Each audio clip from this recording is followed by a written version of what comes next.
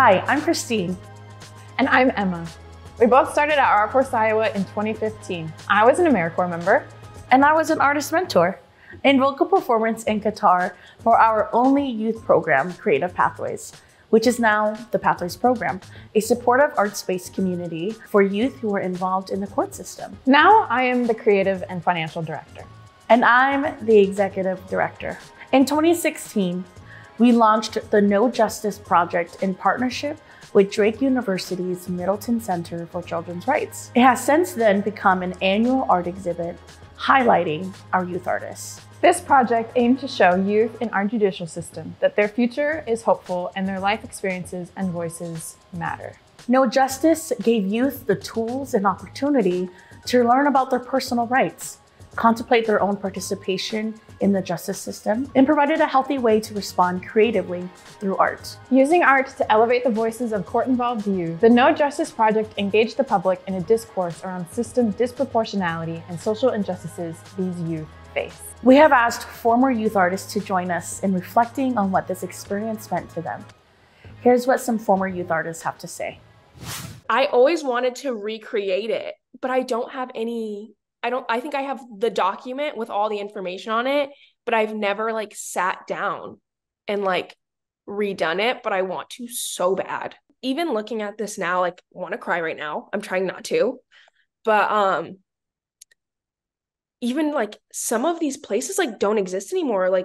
Farron House does not exist anymore. It's just crazy to think that I had trouble finding enough placements, things like that kids go to in the system to even cover all those squares. So just the fact looking at it now is there are less resources, there are less placements, there are less, would have to cut this board in half.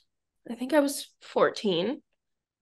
I had been in the system for a while, but I had never been in the system in the point where I was living in placements and things like that. It was living with extended family, things like that. And so I had lived in the shelter.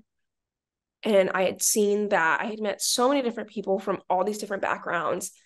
And then it was once I got into Farron House, a genuine placement, I was what are these things? What am I in? Where are these kids going? A lot of times I would meet people and they'd be like, oh yeah, came here from Clarinda. I just came here from blah, blah, blah, blah. And so I wanted to make something that an outsider could visually look at and say oh my God, these are happening to these kids. This is where they're going. Once a kid enters the system and you lose contact, this is it. This is where they're getting sent to, where they're getting bounced from place to place and until they're eventually kicked out of the block or kicked out of the board. That to me is that's when you're kicked off the board. Okay, you turned 18. Best of luck to you. And then it's well, what board do you join now? Sorry. Where do you go now? You know what I mean? And that's kind of why I had the little the legal human trafficking game, because that's essentially what it is. You're just pushing these kids left, right, back, forward. You don't care their background. You don't care. You're just pushing them wherever there's funding, wherever there's money to put them. I mean, I ended up at a placement because I just had no home, but the placement was an extended therapy.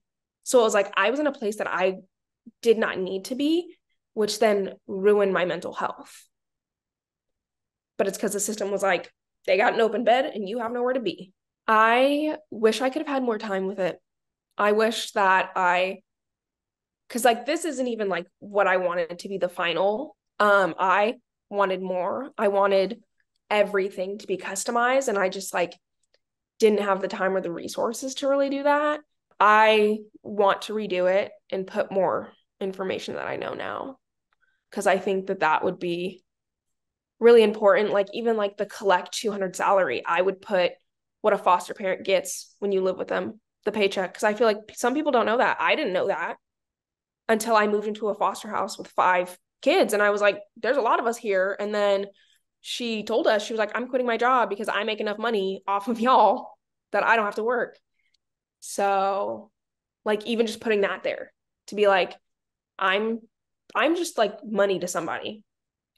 I feel like too, a lot of the other art pieces were very symbolic of that individual's like experience. Systemopoly was the system. Like it was all of us. It was everyone involved.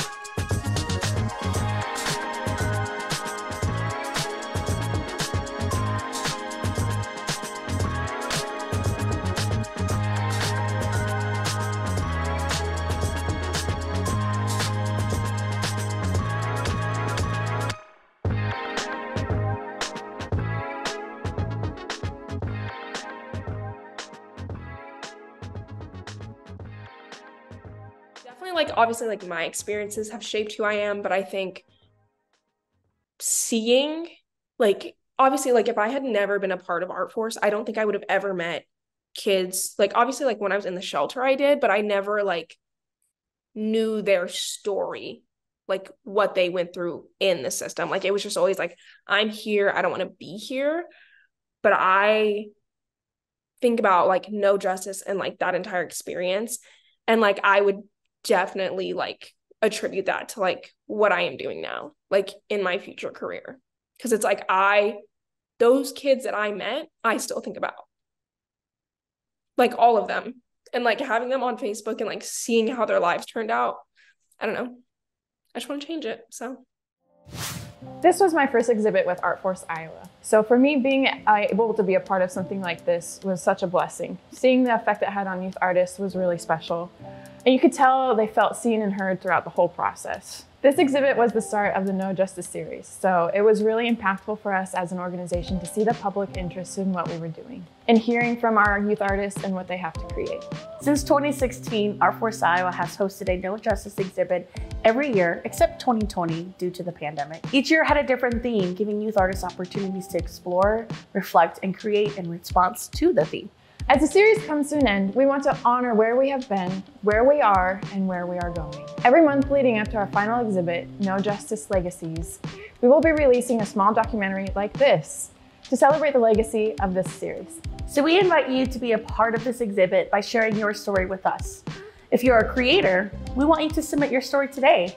If you're not a creator, we're here to help. At ArtForce Iowa, we believe we are the stories our community collects, and we want to honor our collective heritage together. For more information, go to kjlegacy.org to find out how you can be a part of our legacy. Share your story today.